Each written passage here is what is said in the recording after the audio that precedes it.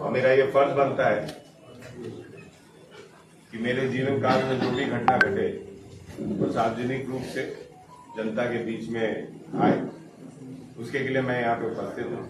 भले आयकर विभाग की टीम बिना प्रेस ब्रीफिंग के चली गई, लेकिन मेरी जिम्मेवारी बनती है कि उनके तरफ से जो कुछ कार्रवाई की गई और बाकायदा पंचनामा में स्टैम्प ड्यूटी लगाते हुए जो उन्होंने मुझे डॉक्यूमेंट प्रोवाइड किए, उस डॉक्यूमेंट्स को मैं मीडिया के समक्ष रखूं ताकि झारखंड की जनता भी उसे देख सके। मेरे 3 घरों पे रेड मारा गया था, उसके लिए मैं यहाँ पर उपस्थित हुआ हूँ। मेरे पटना आवास पर आईटी का रेड कंडक्ट हुआ।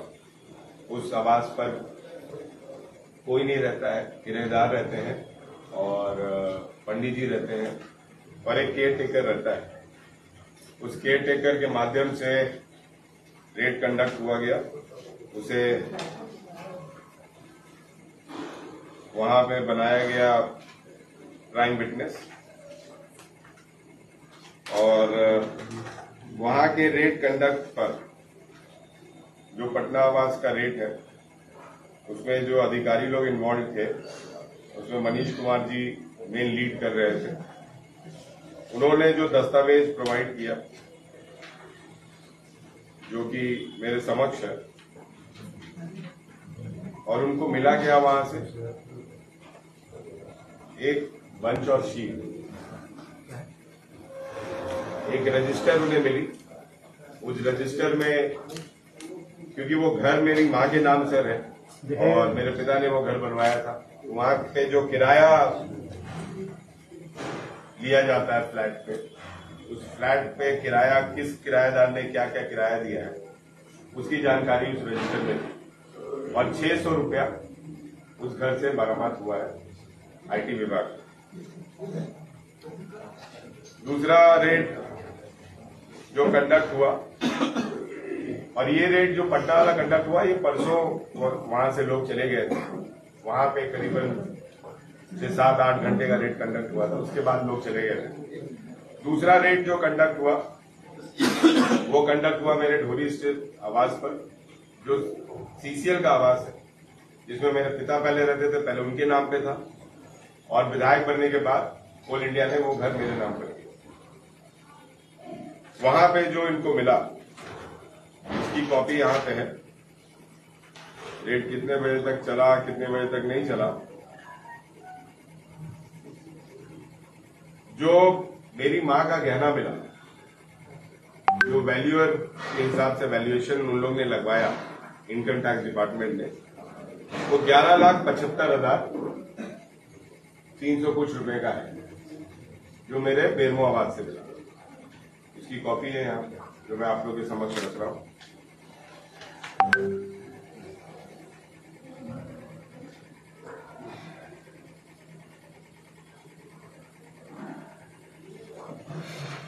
उसके बाद जो पैसे मिले वहां पे 500 रुपए के 500 के नोट 67 पीस, 200 के नोट 66 पीस, 100 के नोट 73 पीस, टोटल 54,000 रुपए कैश मेरे बेरमो स्थित आवास पर जो मेरे कंस्टिट्यूएंसी में वहां पे मिला। उसके बाद जो बैंक अकाउंट डिटेल्स उन लोग को वहां से मिले।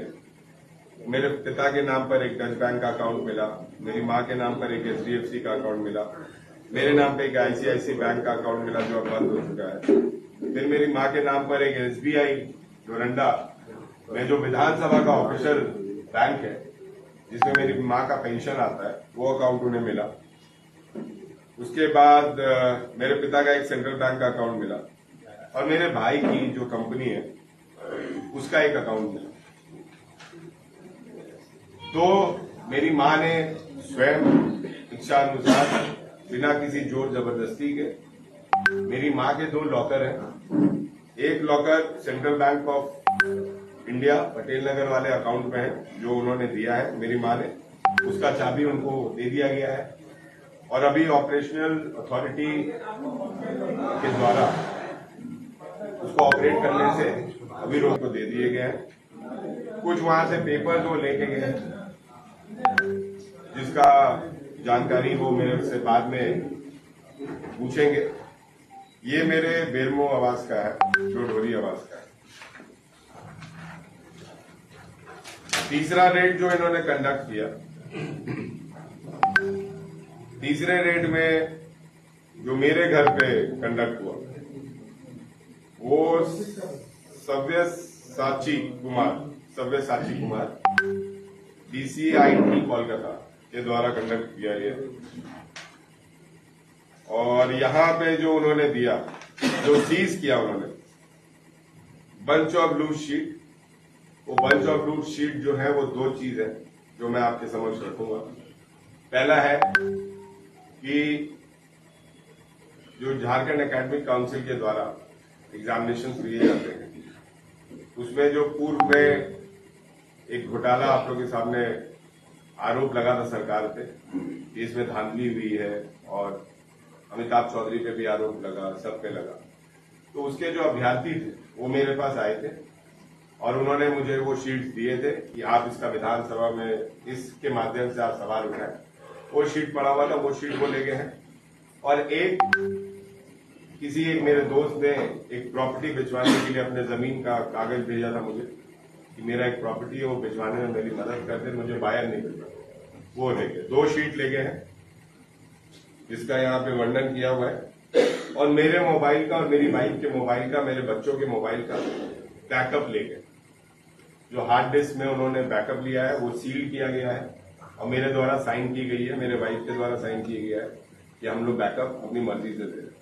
मैंने तो उनको बोला था आप मेरा मोबाइल ले जा सकते हैं और जितने दिन में आपको जांच करना हो आप मोबाइल को अपने पास रखिए, फिर आप मेरे को मोबाइल दे दें।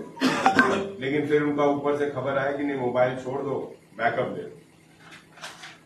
उसके बाद मेरे यहाँ जो उनको बैंक अकाउंट डिटेल मिले हैं, एक्सिस बैंक का मेरा एक अकाउंट का वो डिटेल लिए हैं कि ये आपका अकाउंट है, एक मेरी वाइफ का अकाउंट है, प्लस ये तमाम बैंक अकाउंट्स हैं जो मेरी वाइफ, मेरी माँ और मेरे नाम पर है।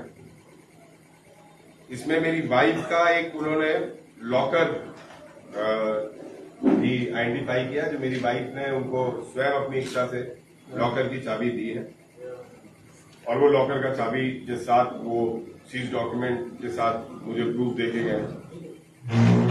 यहाँ पे जो पैसा मिला, 500 के 182 नोट्स मिले, 200 के 1 नोट मिला और 100 के 2 नोट्स मिले। ये मेरे रांची आवास में जो पैसा मिला, जो कैश मिला, उसमें 91,400 रुपीज मेरे रांची आवास से उन्हें मिला, जिनका उन्होंने नोटिंग लिया, हमसे सिग्नेचर कराया और फिर पैसा हमारे को वापस देके चले।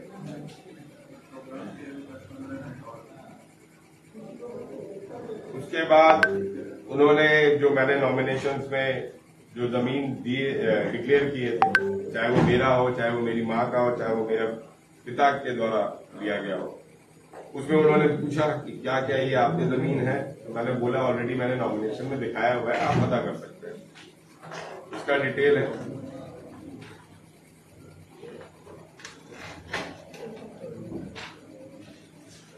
ये लॉकर का जो चाबी हम लोग ने दिया है उसका उन्होंने हमें रिसीविंग दिया है। मेरे घर में 6 पासपोर्ट मिले हैं, जिसमें मेरा पासपोर्ट है, मेरी वाइफ का है, मेरी 2 बेटी है, एक बेटा है और एक मेड जो मेरे घर में बहुत पुरानी मेड है, उसका पासपोर्ट। ज्वेलरी जो रांची स्थित आवास पर मिला, जिसका उन्होंने वैल्यूएशन लगाया, उसका डॉक्यूमेंटेशन यहाँ है और डॉक्यूमेंटेशन के आधार पर 9,91,000 का सोना और 96,000 रुपीज का चांदी, टोटल मिला के 10,84,422 रुपीज का इनकम टैक्स के द्वारा ये वैल्यूएशन लगाया गया है, जिसका वैल्यूअर कुलदीप सन्स यहाँ के हैं एक शायद, उन्होंने किया है। अपना वैल्यूएशन शीट भी वो लगा के देके गए। अब ये तमाम चीजें थी जो मुझे आपको दिखानी थी, क्योंकि बहुत सारे स्पेकुलेशंस हो रहे कि मशीन मंगवाई गई है, अंदर गुप्त लॉकर्स हैं। ऐसा कुछ भी नहीं है। पेपर्स आपके सामने है, पंचनामा आपके सामने है।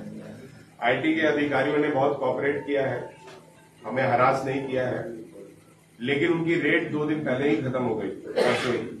उसके बाद भी वो मेरे घर पे बने रहे, मेरे बेलू आवास में भी बने रहे, मेरे पटना आवास को छोड़ दिया गया, लेकिन ये दोनों आवास में बने रहे। और पूरी रेट कंडक्ट होने के बाद उनको शाम में ऊपर से ऑर्डर आए तो वो चले गए।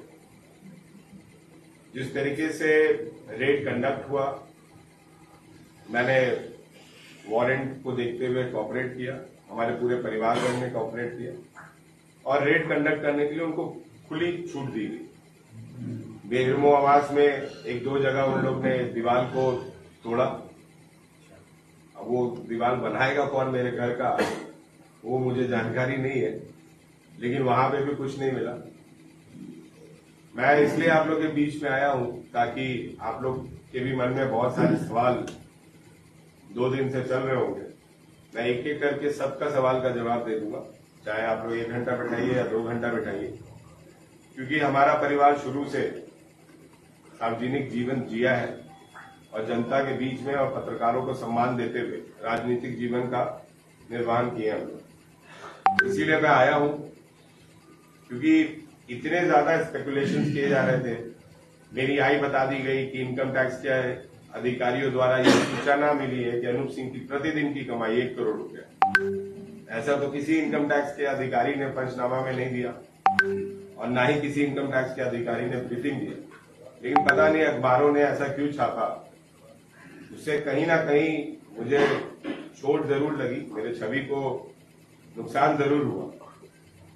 आगे बस इतना विनती करूंगा आप सभी भाई बंधुओं से कि किसी के बारे में भी छापना आपका हक बनता है, आपका वो राइट है, लेकिन अगर कोई जानकारी आपको मिलती है तो कृपया करके उस आदमी से आप पूछ लें कि आपके बारे में जो जानकारी मिली है वो सही है या गलत है, और उसका भी बयान आप लगाएं। बिना अगले व्यक्ति का बयान लगाए हुए आप कोई खबर बना देते हैं। आज उस खबर के अनुसार 35 साल का पॉलिटिकल कैरियर, अगर इलेक्टेड पॉलिटिकल कैरियर देखें तो 30 साल का मेरे पिता का, 7 साल उनके राजनीतिक जीवन और करीबन 20 साल मेरे राजनीतिक जीवन का हो गया। तो आज कहीं ना कहीं ठेस जरूर पहुंचा है कि नाम बनाने में बहुत दिन लग जाते हैं, लेकिन एक गलत खबर जो बहुत ज्यादा नुकसान, किसी की छवि को, किसी के परिवार को नुकसान दे सकते हैं। अगर मैं गलत हूं तो निश्चित तौर पर आपका राइट बनता है छापने का। अगर आपको प्रेस ब्रीफिंग मिलती है इनकम टैक्स के द्वारा या सेंट्रल एजेंसी के द्वारा या जांच एजेंसी के द्वारा तो राइट बनता है, लेकिन आज उस खबर से कहीं ना कहीं मेरी दोनों बेटियों को भी ठेस पहुंचा है। उनके भी स्कूलों में बातें हो रही हैं, वो आई तो उन्होंने बताया कि पापा ऐसा ऐसा बात मेरे दोस्त भी कर रहे हैं, हम स्कूल में क्या बोले क्या नहीं बोले। तो कहीं ना कहीं, और ऐसा कोई खबर ही नहीं था जिस हिसाब से छापा गया, और वो पुष्टि भी हो गई रेट के पास।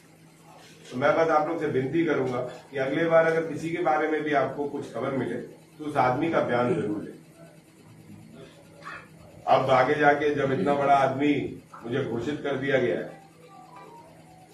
तो मैं आयकर विभाग से निवेदन करूंगा कि मेरी सुरक्षा और मेरी बेटियों की सुरक्षा, मेरे बेटे का सुरक्षा, मेरी वाइफ का सुरक्षा का भी वो ध्यान रखें, क्योंकि कल को नक्सल अटैक हो सकता है। मेरे से माफिया लोग लेवी मांगने की धमकी दे सकते हैं, मारने की कोशिश कर सकते हैं। मेरे बेटी, मेरे बच्चे स्कूल जाते हैं, उन पे खतरा मंडरा सकता है।